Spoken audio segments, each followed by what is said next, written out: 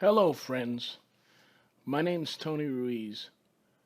This is going to be my first video that I do actually face to face, no special effects, no maps. And I just wanted to tell you today, as a subject of the Great Big Sword, which is my channel,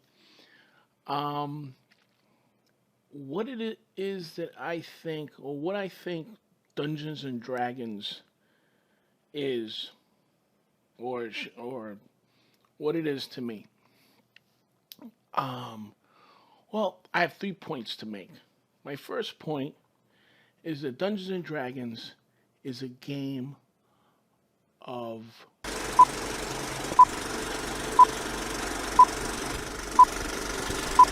numbers. Dungeons and Dragons is a game of numbers. Numbers, we give values to things. We have monsters, they have their value. You have your player characters, they have their value. Environmental situations have their values. And we have to quantify those values into a cohesive story.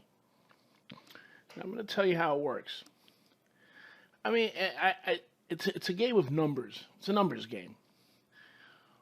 But that leads into my second point. It's random. And what makes it random? All right, come on, lucky number. Come on, where's my lucky number? Let's go, let's go. Oh, dice rolls. Dice rolls are have been used in gaming. Oh, I think since the cavemen. You could roll the runes. You know, it's a game of dice. It's a game of chance. So your dice rolls plus the values of the environment create the chance, right? What's my chance of beating the value of somebody's armor? I mean, that's all it is, really. It's a numbers game. Okay, he has a armor value of 4. I need a die roll of 12 and up, and I have a +1 on that die roll because of a particular ability I have, which is yet again another quantified aspect of the character. So you got your die roll, you got your quantified numbers, you got your numbers, you got your die roll. And what's third item? Could anybody tell me? Come with me, and you'll be in a world of pure imagination. The third item is imagination. You got your imagination is the most important thing about Dungeons and Dragons. Look, I'm not a rule masher. I'm not a rules lawyer. I'm not any of those things.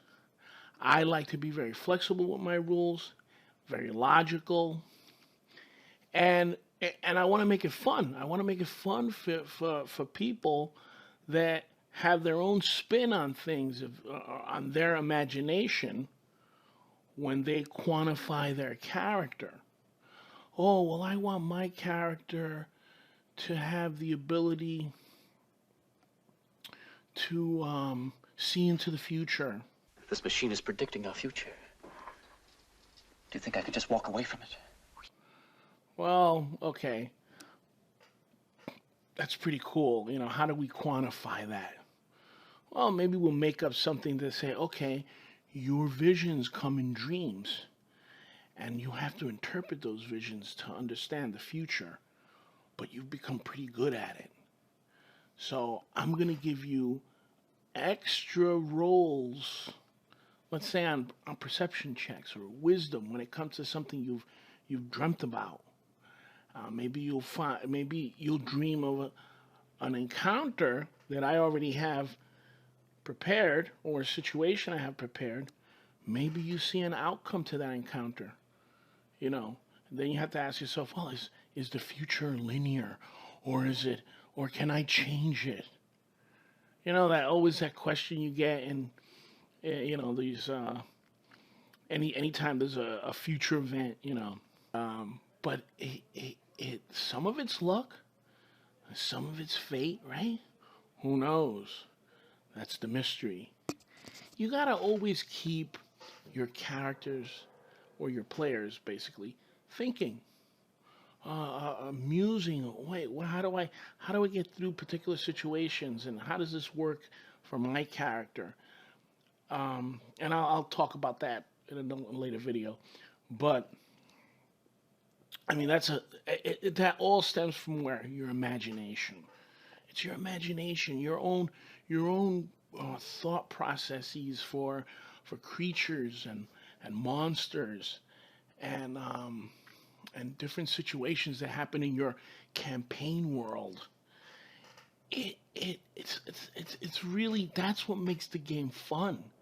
You throw in your imagination, a little randomness and some numbers to help people gauge where they are, and bingo, you have a fantastic game.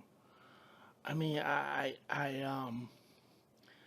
can't stress enough how important it is to really sharpen your skills with your imagination. And how do you do that? Well, I mean, how I've done it is that I like all things medieval, you know, fantasy and stuff. So, you know, read a little bit of Conan. Of course, Tolkien, J.R.R. Tolkien. There is an inn, a merry old inn, beneath an old grey hill. One of the great, I'll say one of the great, if not greatest master. That's always debatable, but he is fantastic. And there's modern stuff you could read. I really like Martin's stuff. Dracarys. R.R. Martin, he's great. He brings everything down into a really great detail in his writing, and his books are long and deep, but they're good, and they really fire up your imagination. You know, you have to do a little bit of reading to fire up your imagination to write fantasy stuff for Dungeons and Dragons. That's all there is to it. You know, you just can't wake up and say, well, this is how a dragon works. Oh, what a cute little pink bunny rabbit. You won't know. You get an idea of it. Like, read about historically how were the myths around dragons? You know, where'd they come from? And yeah, that's what I think. 3 things. Numbers, quantified numbers. Everything has a value. Everything around you is a situation or an obstacle that you have to get through, and usually it has some sort of value to it, some sort of number. You have the die roll. The dice are your window into that random event to make it happen. So, or whatever, into that event to make it happen, to see what you could do with the tools that you have. You know, when you build your character, whatever, everything has a check, an ability check, and it's all, at the end of the day, it's that die roll, and you see what happens.